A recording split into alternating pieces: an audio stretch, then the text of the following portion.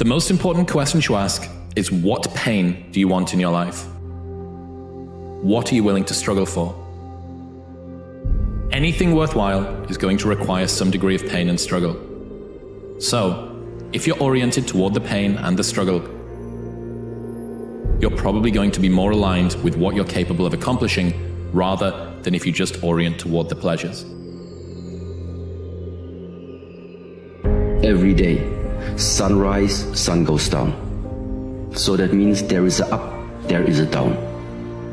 Since we are born, we have inhaled 50% of our times, we have exhaled 50% of our times. Meaning always 50-50. Always the exchange between left and right, up and down, bright and dark, in and out, success and failure. Our greatest challenge is that we don't know how great we really are, because we still battle with the conversations that other people have had about you. You have to begin to have a short-term memory when it comes to all the negative. Remember that your life is not defined by what others said about you, but it's about what you say about yourself. You got to begin to have a conversation that it starts internally and then works its way out to the rest of the world. I want you to realize this truth. Perspective is everything in life. And the beautiful thing about perspective is in your control. Nobody else can control your perspective. But when your perspective is your power, you know that things that happen to you, what happens for you? You know the things that are supposed to break you, actually things are gonna build you. You know the failures that happen in your life, actually the failure is just feedback to grow something better in your life. You think that everything the mind tells you, I need to follow. That means freedom. No, for us it's the other way around. To learn and not follow what the mind tells you. This is the first step towards freedom. Your brain is the most powerful weapon in the world. You gotta tell your brain where you wanna go and how you wanna go and how you wanna get there. You gotta control it. If not, it's over. You can have more than you've got because you can become more than you are. That's the challenge.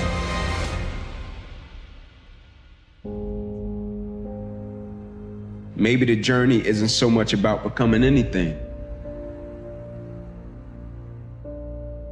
Maybe it's about unbecoming all the things that's not us so we can become the people that we're really destined to become.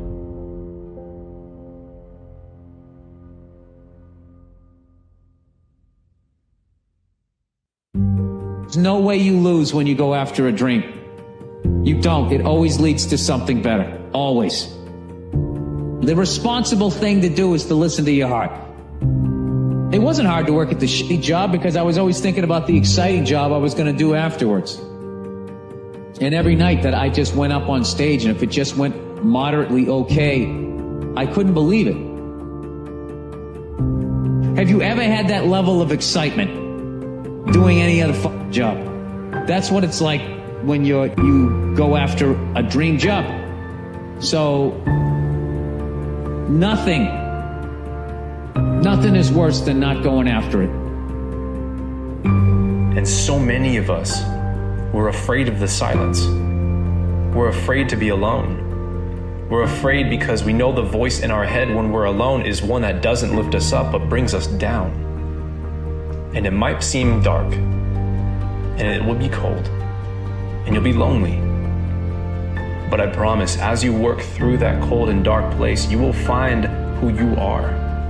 You will find your voice. You'll understand who you are when there's no support around you, because I hate to break it to you, that's going to happen on this path to growth and this path to success. The thing that wakes you up and tells you, I've got greatness in me, I've got the ability to overcome, I've got a champion inside of me, I've got something that is unique about me that the world has never seen before. But you got to begin that conversation internally, because until you believe it, no one else will. But the moment you make it your will to overcome every obstacle, overcome every negative, to overcome everyone that has ever told you you would fail, you have to have those haters. You need them so you can prove them wrong by being strong. But the strength that you begin to display is not just on the outside, It begins internally. Time is the currency we're playing with in every moment of our lives. It's the center point of our influence. I talk about the roulette table of my life. It's the frame I think through, where we wake up in the morning with these 24 chips.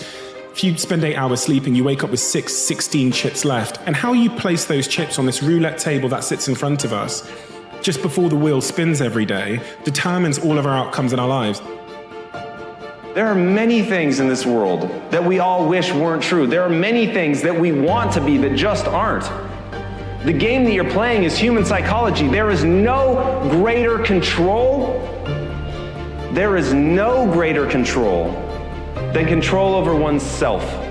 Every day that you're working to build something, whether it's a business, whether you're trying to be the greatest parent of all time, it doesn't matter. If you fail to understand that the name of the game is changing yourself, acquiring skills, identifying the gap between who you are today and the person you want to become, and accepting that you can do anything you set your mind to without limitation. So now how you spend that time, what skills you begin to acquire in order to execute against that future vision you have of yourself, that is everything. But you're going to have to be willing to suffer along the way. That means people will become a magnet to what energy you put out.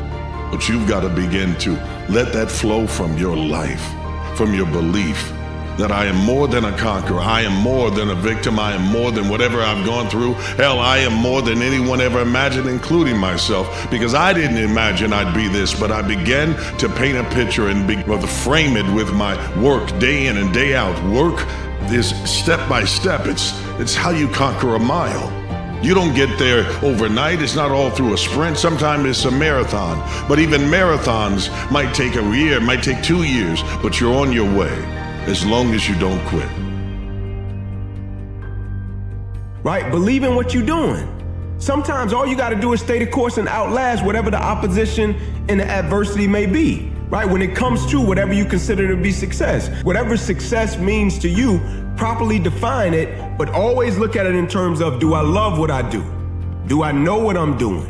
If opposition and adversity happens, will I still believe in what I'm doing? Love what you're doing. Know what you're doing. But above all, believe in what you're doing, man.